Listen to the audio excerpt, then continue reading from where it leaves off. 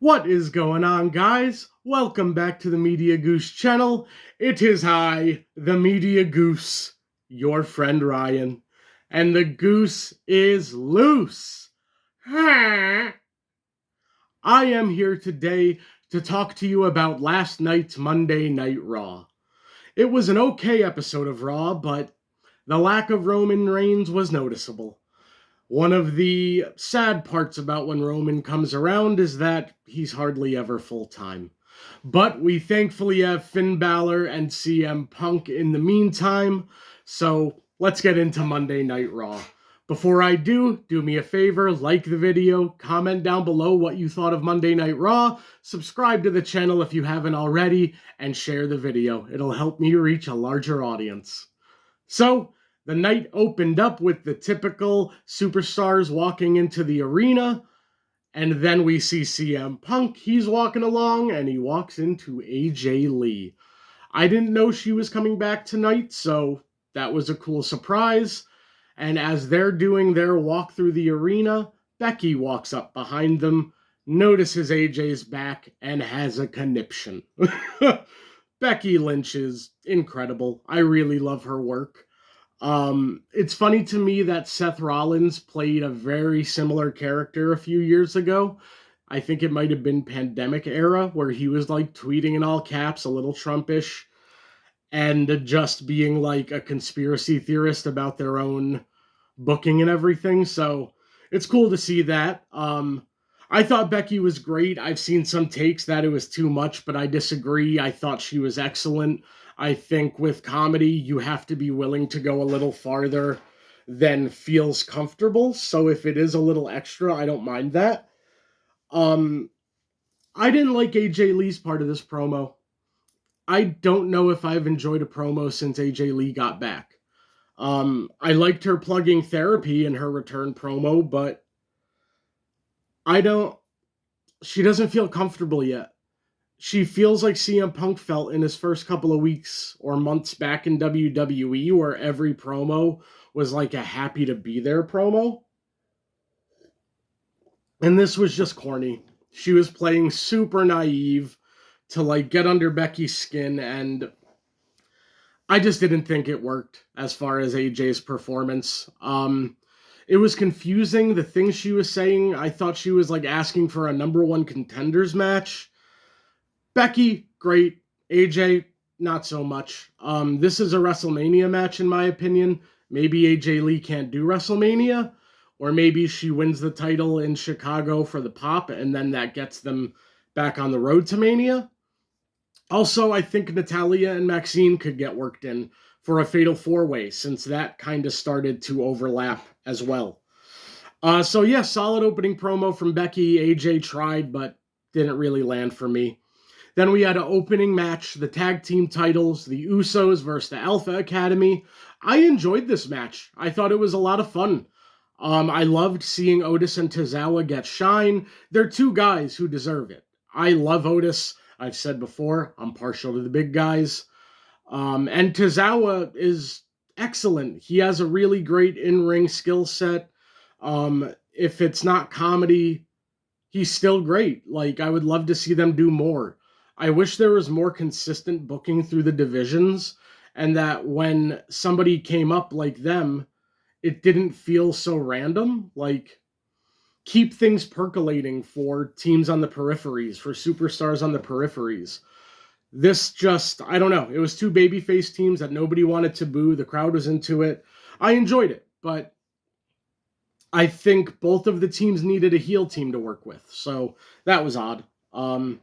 Then we get a Liv and Dom promo, and Liv does her, whenever somebody wins a Royal Rumble, they just cut these same promos for the first few weeks.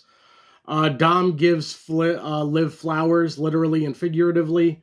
And then as Liv is talking trash on the champion, Stephanie comes out.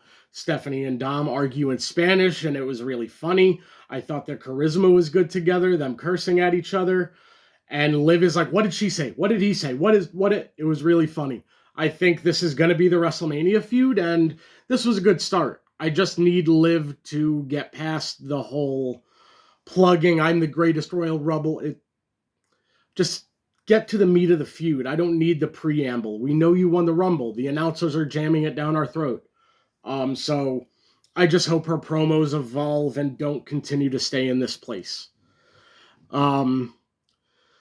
Then we have a triple threat qualifier between Rhea, Lyra, and Ivy. This was a good match. They gave a lot of highlight spots, power spots to Ivy Nile. There was some clunkiness at times, but I think that's to be expected when you have wrestlers in different divisions and different kind of places in the company. So Rhea and Lyra could put on a main event match tomorrow, but Ivy isn't as smooth in the ring yet. She's another one of those performance center wrestlers. I talked about that last week. Her power spots all look great, but still some of the in-between stuff. I don't know. I just think a lot of these young wrestlers who didn't have a career in the independents before, they got to get their bump card filled somehow. They got to get working and get natural, because I think right now there's too many moments happening on WWE TV that you don't see really happen on AEW. And it's not really fair to compare the two, but when AEW is putting on bangers every week and then you go over to WWE and you have top carders and triple threats with bottom carders and you can see some lack of chemistry, I don't know. Maybe you do something to avoid that. I don't know. But it was a good match, fine, but a little sloppy for a moment, but it was a good match. Right person won with Rhea. Then we've got the Vision confronting Adam Pearce backstage, and Pearce tells them not to get involved in Theory's triple threat later. Logan gets in his face and says, "What are you going to do?" And then Bronson Reed comes up, pushes Logan away, and says, "He's my problem now." So that feels like Bronson is angling to become the leader, but Braun also did that after he attacked Seth and nothing came of it. So I don't know. I would love an episode of Unreal about the development of the Vision, because when Seth got hurt, they had to change a lot. When Braun is hurt now, they had to change a lot. They confirmed that in this segment. So this storyline hasn't been handled great, but they haven't been helped with the injuries happening either. So we'll see. It's going to be interesting to see what happens. I think we might be going to some kind of civil war within the group. But I'll get into that later at the end of the show when the Vision comes back. Then we've got Judgment Day backstage in the Judgment Day clubhouse. The girls tell Dom to go talk to Finn because he looks bummed. Dom tells Finn to, I think he asks for help in his qualifier or something. And basically Finn gets hot and is like, I just went out there and said, or last week I went out there and said, I'm not giving up for the world title. And Dom says he thinks his window's closed because Roman's back. And Finn says, I thought we were family, and storms out. So I think we're leading to Finn and Dom for the IC title at Mania. If I had to guess, he's going to cost Finn the world title in Chicago. So then we have Cole in the ring. They hyped up this segment between Cole and CM Punk, this in-ring interview, but Finn interrupts. And it's good stuff. He talks about how people want to move to the future, but they're forgetting how he had just laid out Punk. They're forgetting how he had Roman beat for the Universal Championship before the turnbuckle collapsed. Then Pierce comes out with security yelling at him. We've talked about this. It's not happening. And then Punk comes out and he wants the fight. The only thing I didn't like about this was how he kept calling himself a fighting champion, but he didn't fight. I get that they booked a match for down the road, but the crowd was obviously really let down by the fact that Punk nor Balor were fighting tonight, as Punk is yelling, I'm a fighting champion, I'm a fighting champion. So that was a little weird to me, but I liked the segment overall between Finn and Punk. I think these two are great. I think it's a good placeholder feud before Mania while Roman is still not back yet. So that was great. I really enjoyed it. And then Punk cut a really good, fiery promo afterwards. Cole was like, why would you do that? And Punk had a really great promo about how he's pursuing greatness and how he wants to be better than his last reign. I think he has been. This has been a really great title reign from Punk. So I I like everything they're doing with the title.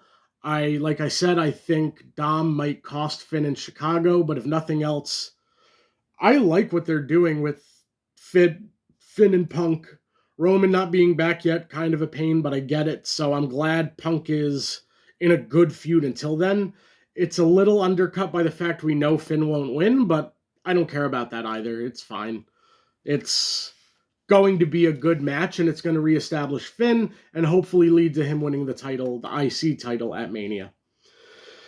Natty and Maxine, this was crap. There was no heat to it. I hate that Maxine is back to happy to be there, smiling Maxine. What happened to the intense Maxine from the promos? This was crap. I really didn't enjoy this. Double count out. When they booked it, I was like, that's going to be a no finish. And they didn't do anything to make it exciting, in my opinion. I didn't feel like there was heat there from the audience. The spot on the table. Why do submissions on a table hurt anymore? They don't. I hate that. When they do a big finisher on the table, that's a submission. It's no different than if it's in the ring. But then AJ Lee makes the save because her and Natty have history, and I guess her and Maxine are friends, even though I don't remember that. And then Becky attacks AJ as she's helping Maxine. Maybe they're going to a fatal four-way for the IC title. So we'll see, but I didn't love that. Then we got an LA Knight Vision Hunter promo. Solid stuff. I hope LA Knight gets out of the Vision Vortex after Mania, because dude is still crazy over. Then we get the Americanos versus Javon and Gable. I like all of the performers involved. The work being done is good, but it feels so out of place on Raw. It feels like AAA on the main roster, and I just don't know what to make of it. Now Javon's tied up in it, and I don't love that. I don't know.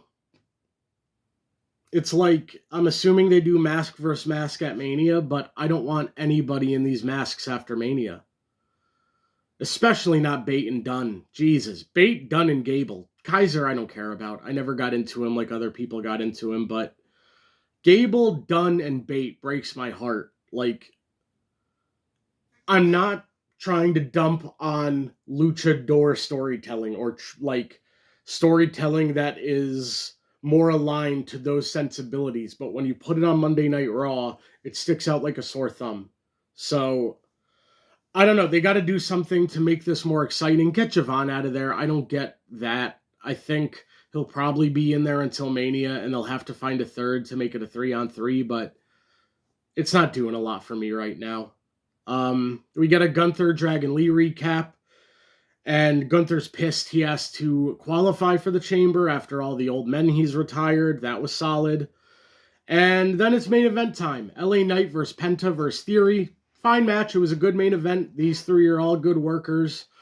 But it ended the way it was always going to end, with the Vision getting involved. Bronson did the most. He did a couple of splashes, I think, and then Pierce took him out. Then the Masked Man hits and attacks Theory, which it's been revealed who's under the mask on Twitter. I'm only on Twitter to keep up with stuff like that, and I might get off of it because it doesn't help to know who's under there, because I'm not enthused by who's under there. They have a connection with Theory, but I don't know. What is the Vision at this point? My best guess for what we're going to do is a civil war where there's like two factions within the group, and when Seth comes back, it becomes Seth and his group versus Logan and his group. I'm going to say who's under the mask in 3 seconds. 1, 2, 3. It's Grayson Waller. I'm not overly excited about that. I hope he's a placeholder for somebody else down the line, but he's tied in with Theory, so him being on the opposite front lines of Theory makes sense. Spoilers over. All I said was who the Masked Man is, but he could be under there as like a placeholder, so it might not be real, but I don't know. We'll have to see. I'm glad to see LA Knight qualify for the Chamber, but he's not going to win it, I don't think, so We'll see. There's rumors that there's heat on Triple H backstage for like messing with the Mania plans that have been set and for the lack of ticket sales. But for one, ticket sales, I think, comes down to the pricing being outrageous. Lower your prices and people will go to WrestleMania. I have a best friend that lives in Vegas, and I would go to WrestleMania if we're a few $100, but it's like thousands and thousands of dollars. It's obnoxious. Um, and I think if that's the case, Triple H feels pressure to up the sales. They might do something different at the Chamber. So we'll see. Oh, I didn't talk about it. Javon Evans is ridiculous. That OG cutter from the top on bait, one of the best cutters I've ever seen. Javon is one of those wrestlers like Chelsea Green who gets the most out of every second you give them. No matter how little it is, they always get the most out of it. So good for Javon for finding a way to make moments and being ready for whatever's given to him. He's also the king of the commercial promo right now, which I kind of hate. But what are you going to do, you know? So this is an okay Raw. Not as good as last week, but it wasn't awful. I think Becky and CM Punk were the best parts of the show. So let's see what Elimination Chamber has in store for us. I think there might be some surprises because we are headed to Mania now. Last year was when they hot-shotted the whole Cena heel turn and The Rock. So could they do something crazy at the Chamber to boost Mania? Maybe. So hopefully it's something good. Thank you guys for listening. Let me know down below what you thought of Monday Night Raw. What were your favorite segments? Who do you hope is under the mask? If you, like me, know who's under the mask, what do you think of it?